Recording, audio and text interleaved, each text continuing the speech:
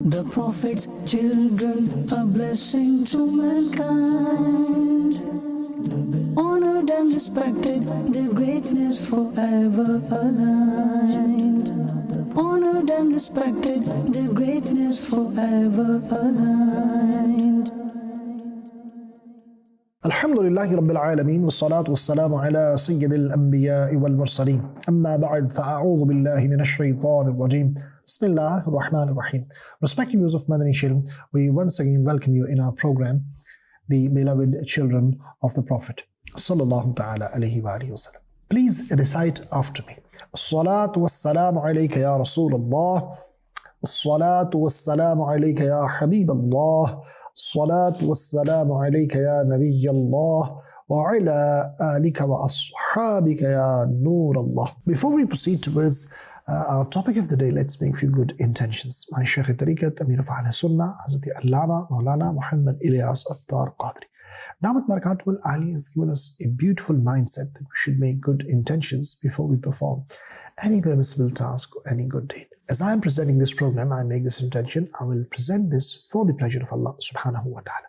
You can watch this program with your family from start till end. You can make intention. You will listen with focus, with concentration. You will increase knowledge about our great pious predecessors. You will learn from their seerah and act upon, insha'Allah Azza wa Jal. Last episode, we were discussing about the life and legacy of Sayyidatuna Zainab radiyallahu ta'ala anha. Respected viewers, let's talk about the nikah of Sayyidatuna Zainab radiyallahu ta'ala anha. It is the event that took place before the beloved Prophet sallallahu ta'ala alaihi wa alihi wasallam had declared his prophethood. One day, Sayyidatuna Khadijatul Kubra radiyallahu ta'ala anha requested Rasulullah sallallahu ta'ala alaihi wasallam to perform the nikah of her daughter Zainab to Sayyiduna Abu al-As bin Rabi' radiyallahu ta'ala anhu.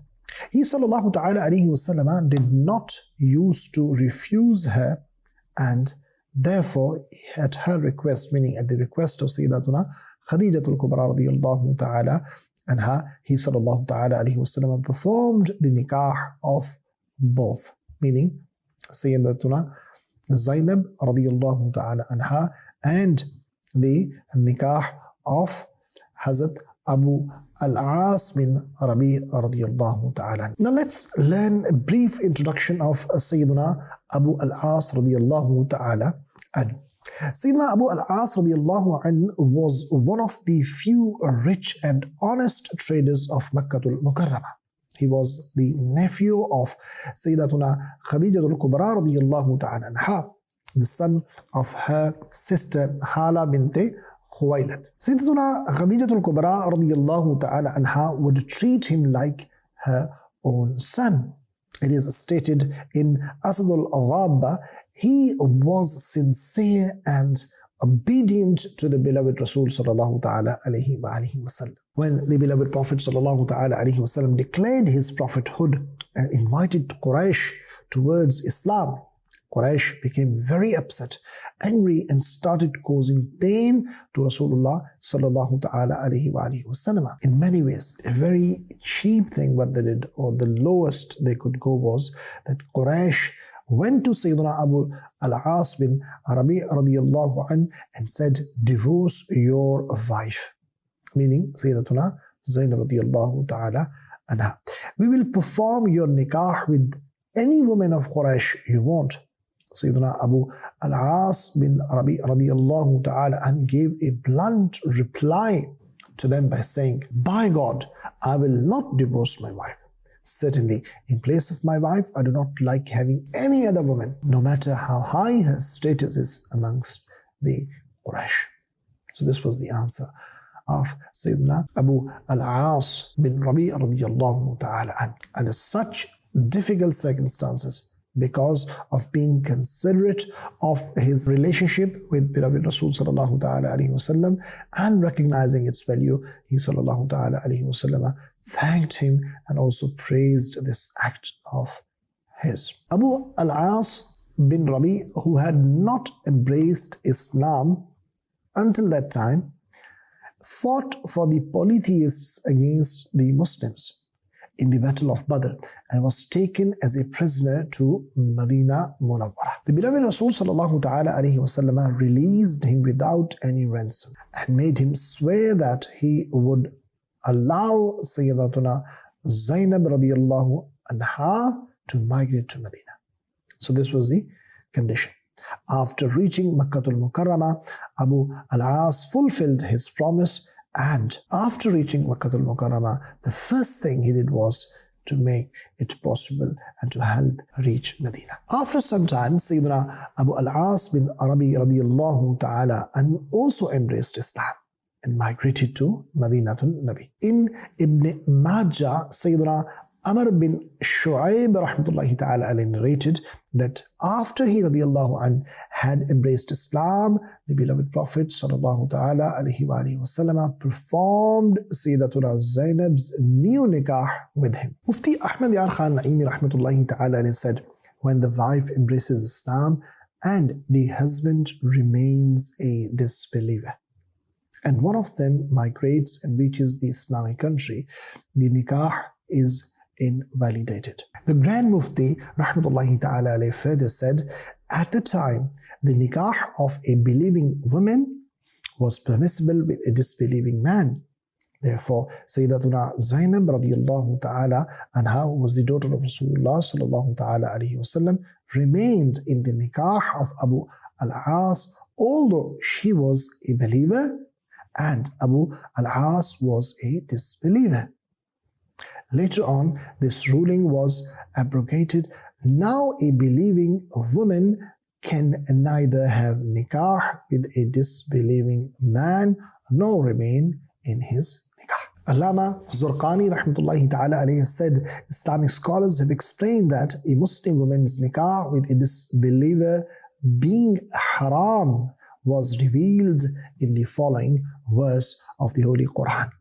After the Treaty of Hudaybiyah in 6th Hijri. So timing is also important to note. وَلَا تَنْكِحُوا الْمُشْرِكَاتِ حَتَّى يُؤْمِنْ. And do not marry polytheist women until they become Muslims. Similarly, it is stated, لَا هُنَّ حِلٌّ لَهُمْ وَلَا هُمْ يَحِلُّونَ لَهُنَّ. Those women are not lawful for them, and they, the disbelievers, are not lawful for these women. Respected viewers, now we'll talk about the love that Rasulullah sallallahu ta'ala alayhi wa sallam had for Sayyidatuna Zainab radiyallahu ta'ala anha. The beloved Rasul sallallahu ta'ala alayhi wa sallam loved his daughter, behaved towards them affectionately, and treated them mercifully. Let me mention two parables regarding this love. Sayyidatuna Aisha Siddiqa Tayyiba Tahira radiyallahu ta'ala anha said, when the people of Mecca sent a ransom in order to get the prisoners of the Battle of Badr released, Sayyidatuna Zainab radiyallahu ta'ala anha sent things as the ransom for Abu al-As bin Rabi. It also had the necklace that her mother, Sayyidatuna Khadijatul Kubra radiyallahu ta'ala anha, had given her in her dowry. Having seen the necklace, the beloved Rasul sallallahu ta'ala alayhi wasallam became very emotional.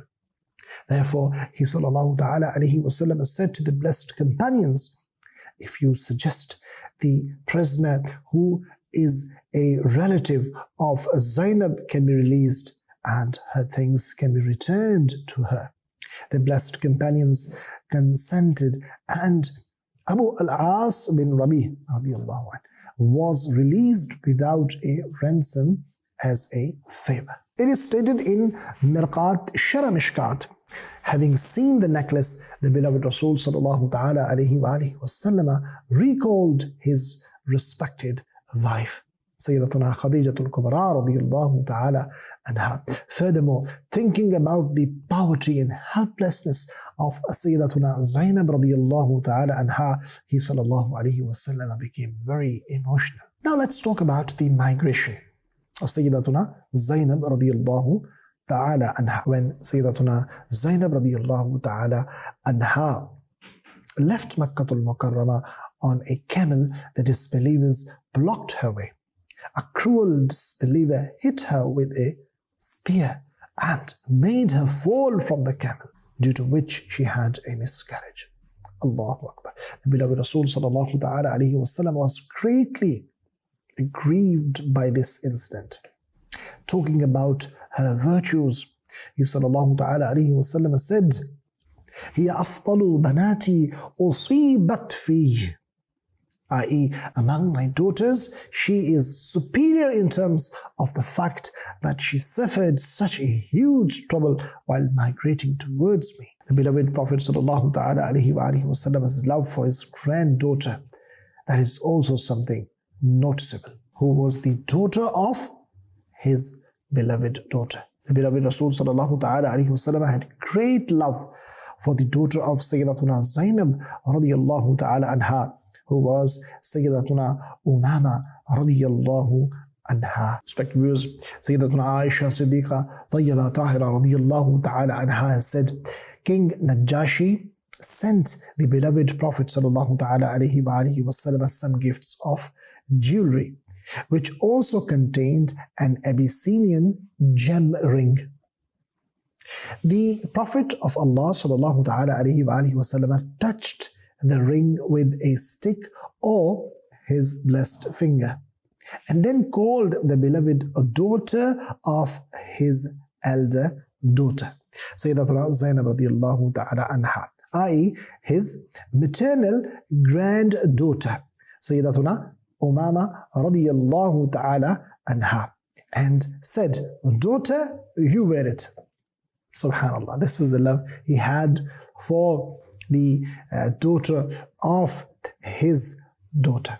Further, it is mentioned that once someone gave the beloved Rasul sallallahu ta'ala alayhi wa alihi wasallam a gold necklace, seeing the beauty of which all the blessed wives became surprised.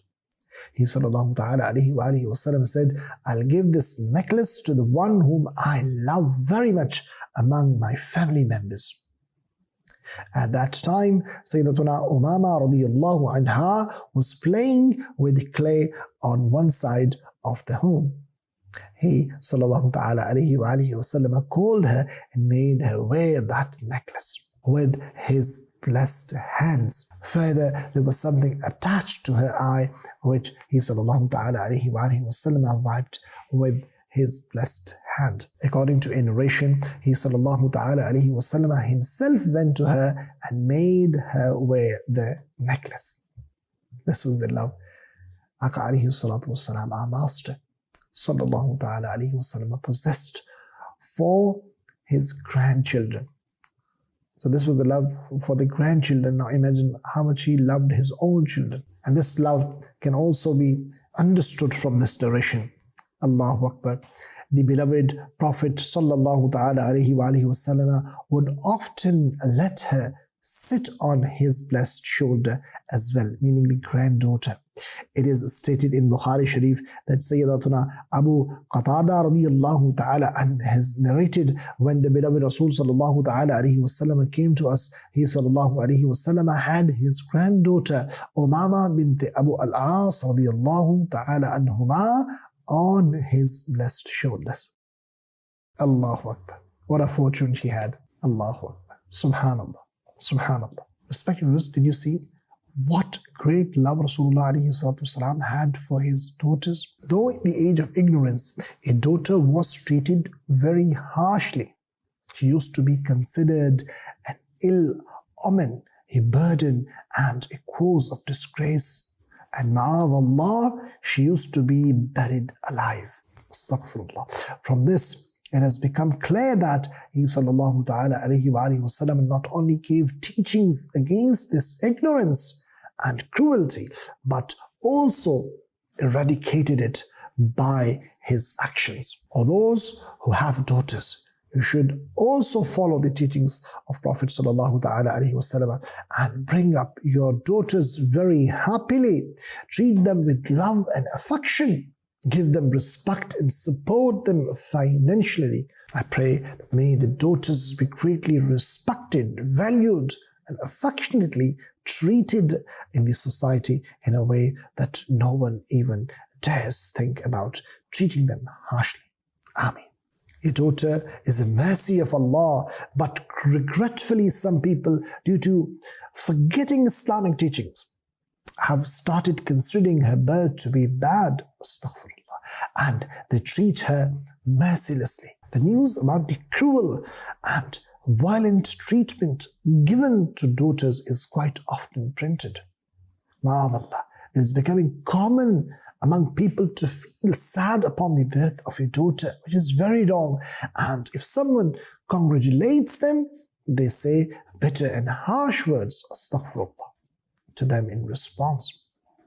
It is very astonishing that some women have also been found very hard-hearted and unsympathetic. Acts like considering the birth of a daughter to be a burden, Allahu Akbar, considering her to be an ill omen, taunting and making fun of the woman who has only daughters, etc., are also found in them as well, though they themselves are daughters of someone. Allahu Akbar. Alas, what the helpless daughter do. Abe kason ke aaqa, ab teri duhai. For those who have recited the kalima of beloved Rasul sallallahu ta'ala alayhi wa alihi wa sallam, have mercy on your condition. Understand Islamic teachings. Recognize the value of daughters and give them respect and honor. Look what our Rasul alayhi salatu wasalam has said. Do not consider daughters bad. Undoubtedly, they are loving. Another place, the one who has been blessed with a daughter and he does not harm her, nor does he consider her bad, and nor does he prefer his son to his daughter, Allah will admit that person into paradise. Allahu Akbar. Subhanallah. Subhanallah. Another place, Rasulullah ﷺ said, the person on whom the burden of bringing up daughters falls and he treats them well, these daughters will become a shield for him against hell. Allahu Akbar. They are the ticket to Jannah, protection from hellfire. Who? The daughters. Subhanallah. Tickets to Jannah means they will become means to enter into Jannah, inshallah, if you treat them well. The person who gets something for his children from the market, he is like the one giving sadaqah. Thus he should start from the daughters, because the one who pleases daughters is like the one who cries out of the Lord's fear. And the one who cries out of the Lord's fear, Allah forbids him upon hell. Subhanallah. Subhanallah. Respected viewers of Madani Channel. Today we learned about Sayyidatuna Zainab radiyallahu ta'ala anha, and even the love Rasulullah ﷺ had for the daughter of his own daughter, the granddaughter.